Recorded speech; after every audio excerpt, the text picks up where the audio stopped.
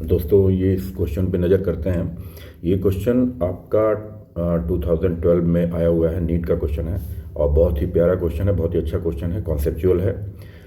Question है कि a concave mirror of focal length f1 is placed at a distance d from a convex lens.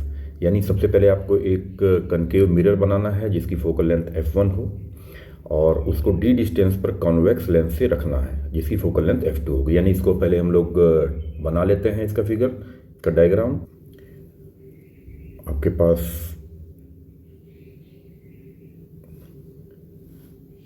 ये आपने axis बना लिया है और इस एक्सिस पे आपके पास कनकेव मिरर है फोकल लेंथ f1 का। ये आपने कनकेव मिरर ड्रॉ कर लिया है।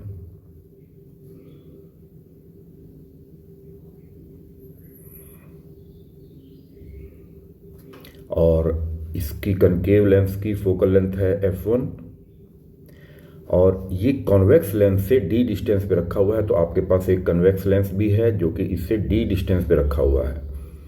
यानी आपने एक कन्वेक्स लेंस यहाँ पे बनाया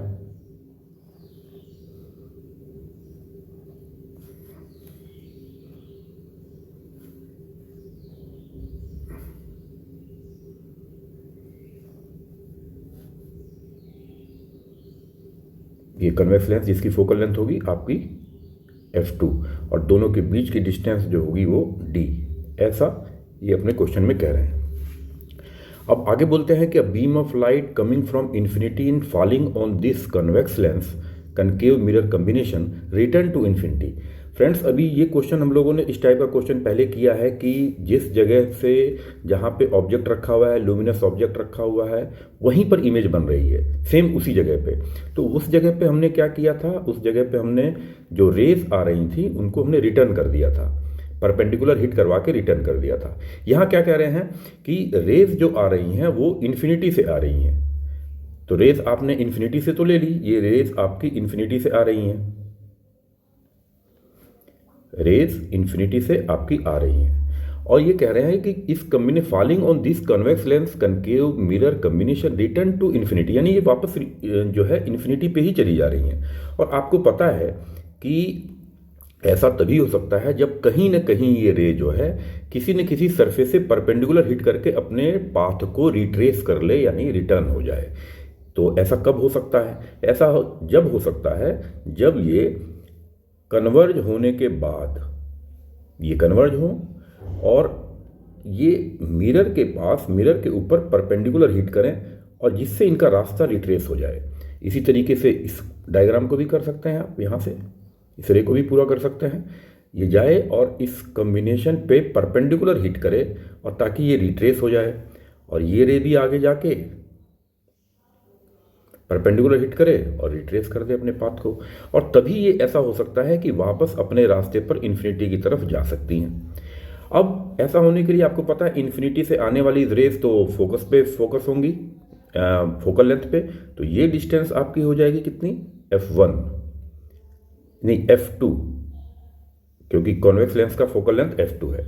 और ये डिस्टेंस आपका मालूम है कि अगर सेंटर से, यानी ये सेंटर होना चाहिए और सेंटर से जाने वाली रेज ही होती हैं जो सेंटर से पास होने वाली रेज होती हैं, वही मिरर से या वही किसी स्फेरिकल सरफेस से परपेंडिकुलर हिट करती हैं। तो फ्रेंड्स, ये आपका जो होना चाहिए पॉइंट, ये सेंटर होना चाहिए। इसका मतलब centre of curvature focal length का 2 टाइम्स होता है मिरर के लिए। तो इसका मतलब ये सेंटर होना चाहिए और ये डिस्टेंस आपकी 2f1 होनी चाहिए, यानी सेंटर के बराबर। तो d कितना होना चाहिए, d इज इक्वल टू होना चाहिए 2f1 प्लस f2। तो फ्रेंड्स, ये आपका क्वेश्चन भी बड़े आसानी से डायग्राम से ही पूरा हो जाता है। तो 2f1 प्लस f2 आपका क्वेश्चन हो जाएगा, ये ऑप्शन नंबर 3। तो फ्रेंड्स, ये क्वेश्चन भी आपने देखा कि कितनी आसानी से आपने रे डायग्राम ड्रॉ करके ही कर लिया है इसको। आगे बढ़ते हैं हम लोग अपने नेक्स्ट क्वेश्चन की तरफ। अगला क्वेश्चन है हम लोग का, converging beam of ray is incident on a diverging lens having pass through the lens, the rays intersect at a point 15 centimetre from the lens on the opposite side. If lens is removed the points where rays meet will move 5 centimetre closer to the lens, the focal length of the lens is. बहुत अच्छा सवाल है और ये NEET में आया हुआ सवाल है, लेकिन इसमें जो टैग लगा हुआ है वो मेंस 2011 का लगा हुआ है। लेकिन ये ऐसा क्यों है मुझे नहीं मालूम, लेकिन ये क्वेश्चन आपका नीट का क्वेश्चन है। कन्वर्जिंग बीम ऑफ रेज, तो आपको कन्वर्जिंग बीम ऑफ रेज बनाना है, तो आपने कन्वर्जिंग रे जो है बीम बना लिया। तो मान लीजिए आपके पास कन्वर्जिंग बीम ये है, ये कन्वर्जिंग बीम आ रही है।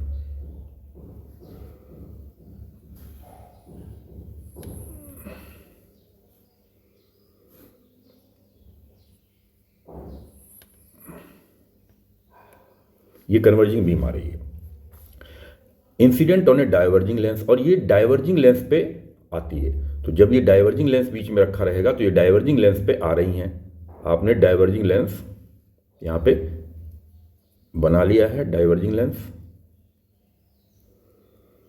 ये आपका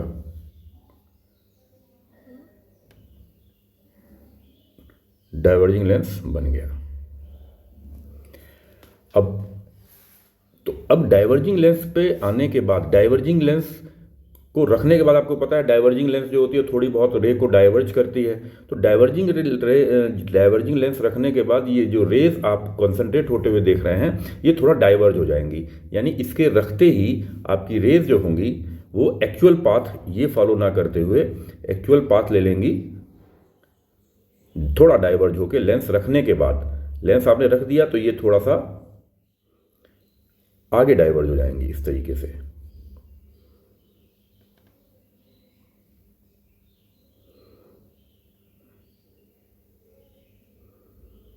ये डाइवर्ज हो जाएंगी।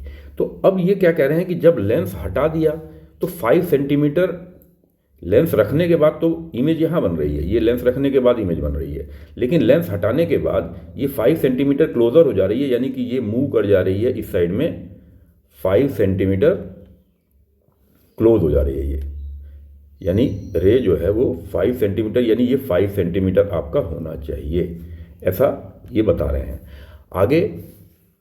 और वैसे कहाँ जब जो है लेंस रखा हुआ था आपने तो 15 सेंटीमीटर पर क्लोज हो रही थी।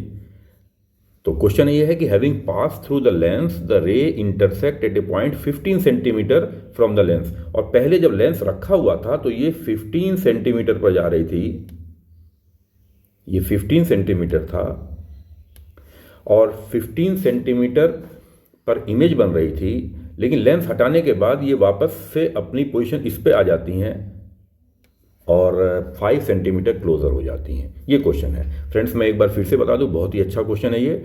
आपके पास कन्वर्जिंग बीम ऑफ रेज आ रही हैं, तो कन्वर्जिंग बीम ऑफ रेज आपने बना लिया है, और जब आप लेंस को रखते हैं तो 5 सेंटीमीटर क्लोज हो जाता है इमेज, और अगर आप लेंस हटा देते हैं तो वो लेंस से 15 सेंटीमीटर दूर पर कंसंट्रेट होता है।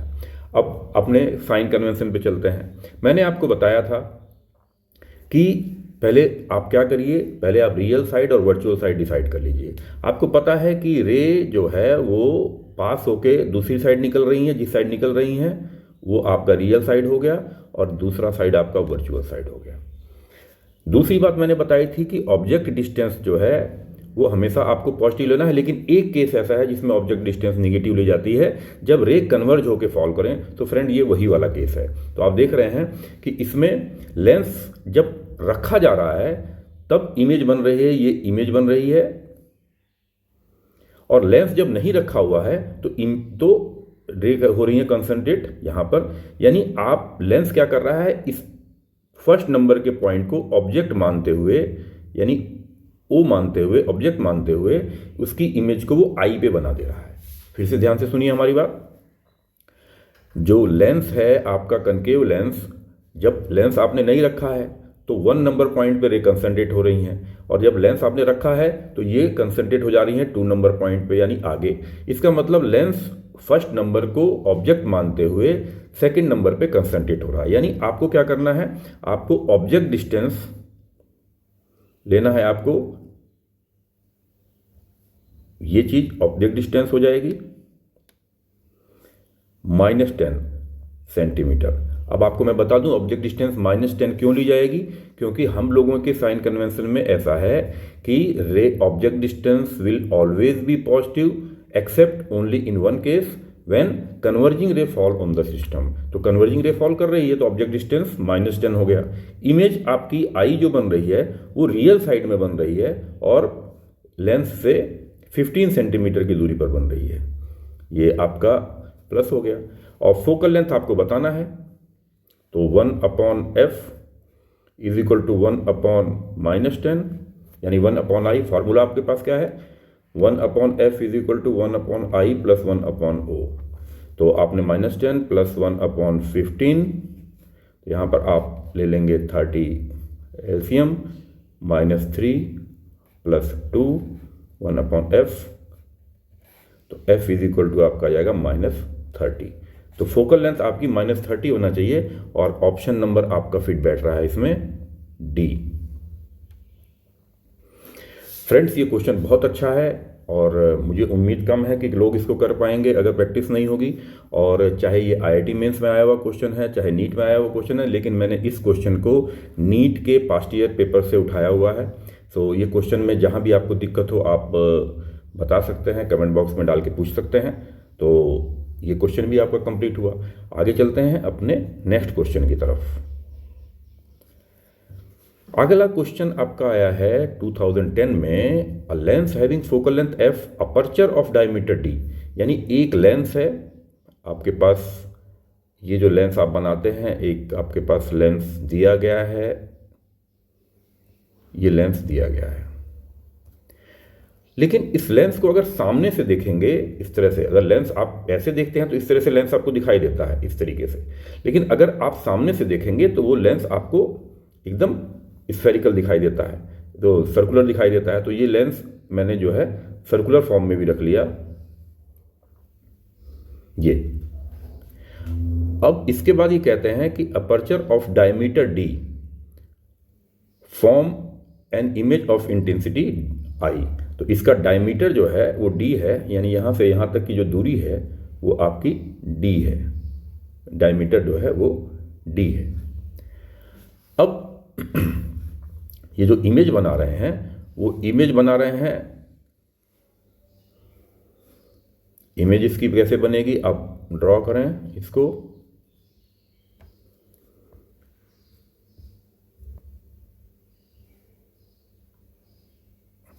इमेज बनेगी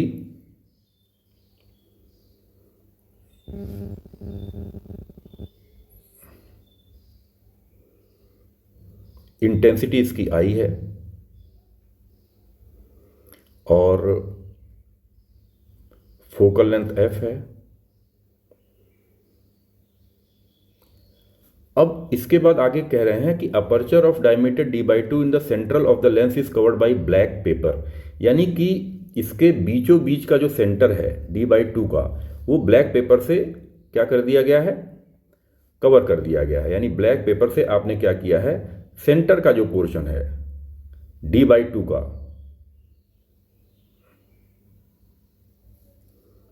जो d/2 का पोर्शन है ये आपने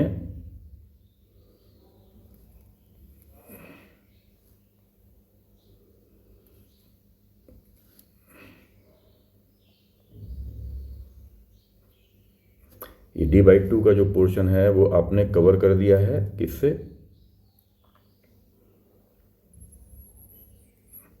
d/2 का जो आपका पोर्शन था उसको आपने कवर कर दिया है ब्लैक पेपर से, ये कवर कर दिया है। यानी इसके सामने आपने इतना हिस्सा जो है कवर कर रखा है, ये कवर हो गया है। अब जो लाइट आएगी तो कोई दिक्कत नहीं है, लाइट आएगी वो अंदर वाले हिस्से को जो जहाँ पे आपने कवर कर दिया वहाँ से नहीं आएगी, लेकिन ऊपर वाले हिस्से से वो अपनी उसी जगह पे पहुँचेगी जहाँ पहले पहुँच रही थी। यानी अब रे जो है ऊपर से पहुँचेगी, यहाँ नहीं जाएगी, यहाँ हिट करके क्रॉस हो जाएगी, नहीं पार होगी, लेकिन दूसरी जगह से ऊपर वाला पोर्शन जो कि आपने कवर नहीं किया है वहाँ से लेंस रे जो है निकलने के बाद कंसंट्रेट होने लगेंगी अपने पुरानी जगहों पे। यानी उसकी फोकल लेंथ चेंज नहीं होने वाली है, एफ तो वही रहेगा।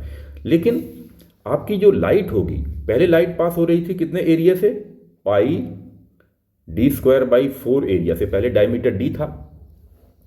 तो अब जो लाइट पास हो रही थी वो पाई d²/4 जो है वहाँ से पास हो रही थी, उतने एरिया से, लेंथ से पास हो रही थी।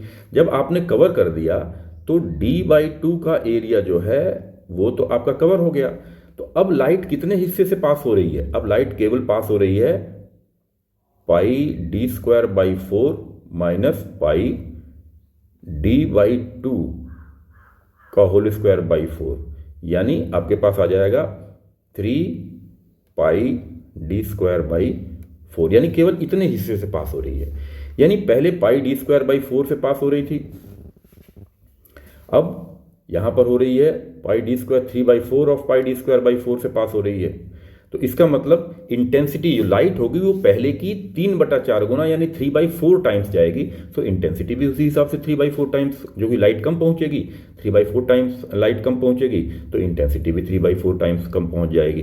तो आपका आंसर होना चाहिए इसमें, फोकल लेंथ तो चेंज नहीं होगी लेकिन इंटेंसिटी जो होगी वो 3/4i हो जाएगी। तो ये क्वेश्चन आपका आंसर जो आना चाहिए वो आना चाहिए थर्ड। तो फ्रेंड्स ये क्वेश्चन भी बहुत अच्छा था, ये 2010 का पूछा हुआ सवाल था। आगे बढ़ते हैं अपने नेक्स्ट क्वेश्चन की तरफ।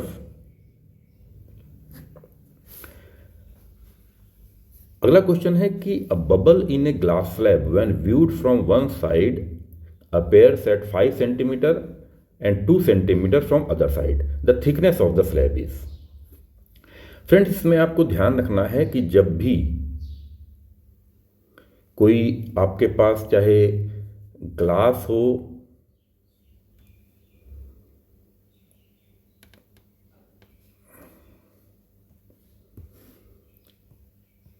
ये आपके पास, सपोज करिए कि आपके पास कोई स्लैब है,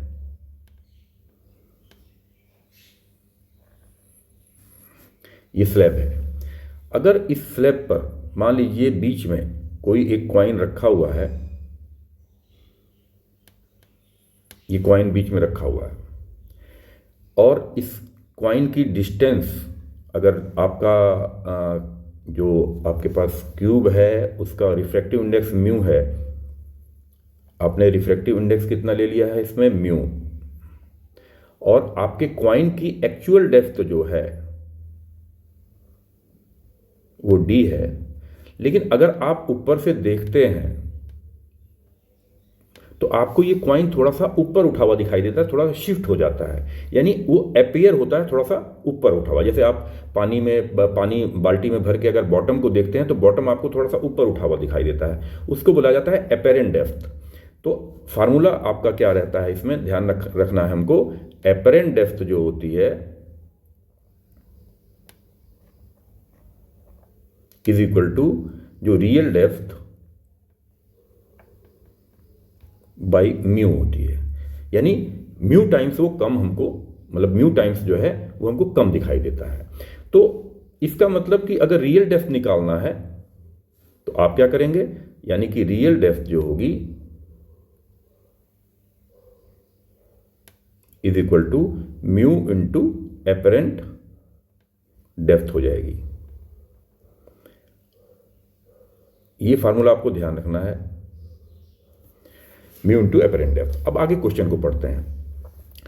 क्वेश्चन में कह रहे हैं कि a bubble in glass tube when view from one side at 5 centimetre and 2 centimetre from the other side, यानी एक साइड देखने पर तो वो 5 सेंटीमीटर का नजर आता है, यानी एपरेंट बता रहे हैं। तो जब 5 सेंटीमीटर का नजर आता है तो वो उसकी एपरेंट डेप्थ हुई, अपीयर हो रहा है वो 5 पे।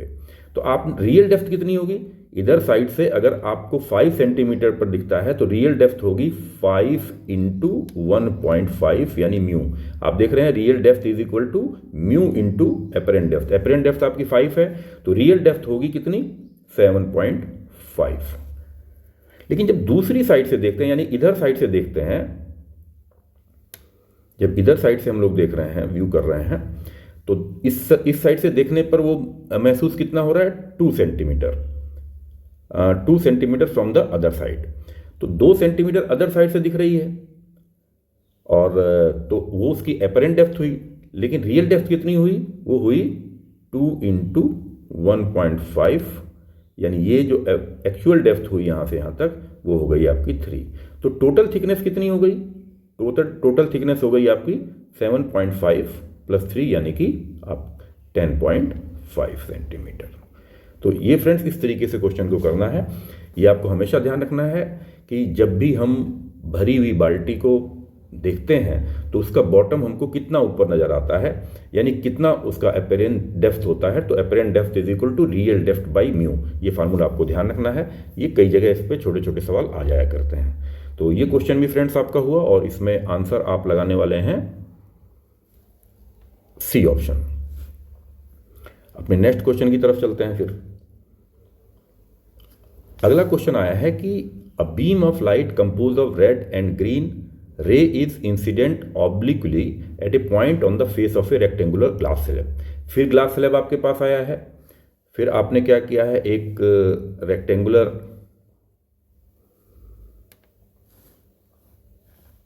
स्लैब बनाया है और बीम ऑफ लाइट यानी जो लाइट इस पे हिट कर रही है वो तिरछी गिर रही है और रेड और ग्रीन इसमें शामिल है। तो आपने रेड लाइट ले लिया है, रेड लाइट, और ग्रीन भी ले लिया है आपने, वो इसमें ये भी शामिल है, वो दोनों एक ही साथ आ रही हैं, दोनों शामिल हैं। When coming out of the opposite parallel face, the red and green ray emerge। अब पहले इसका पाथ हम लोग डिसाइड करते हैं। दोनों रेज आ रही हैं, आपको पता है दोनों रेज इस तरीके से हिट करेंगी क्योंकि उन्होंने तिरछा कहा है।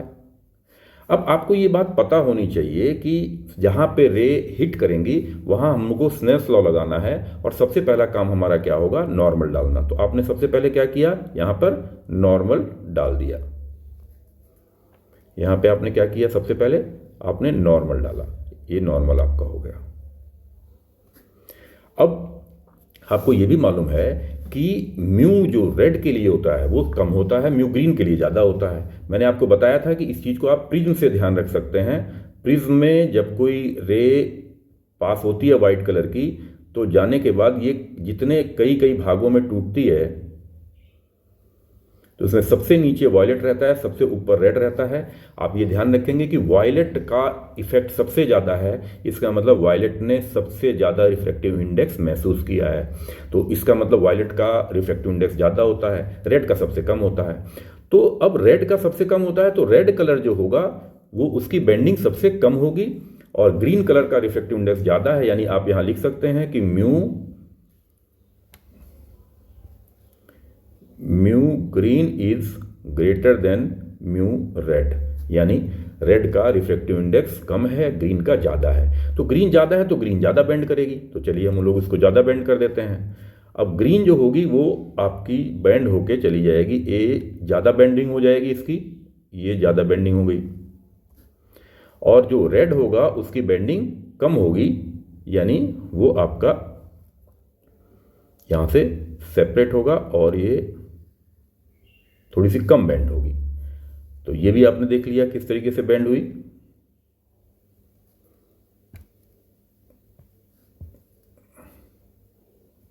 अब उसके बाद आगे का क्या होगा, आप फिर आप आगे यहाँ पर आप नॉर्मल डालने वाले हैं, फिर यहाँ पे नॉर्मल डाल दीजिए। अब ध्यान रखिए पहले एक ही नॉर्मल से काम चल गया था, अब आप दो नॉर्मल डालेंगे। एक आपने नॉर्मल डाल दिया यहाँ पर, एक नॉर्मल आपने डाल दिया यहाँ पर। अब फिर क्या होगा, ये डेंसर से रेयरर में जाएंगी तो ये अवे फ्रॉम नॉर्मल जाएंगी। तो अब अवे फ्रॉम नॉर्मल में आपका रेड जो होगा वो पहले वाले के पैरेलल जाएगा और जो ग्रीन वाला होगा वो भी पहले वाले के पैरेलल जाएगा।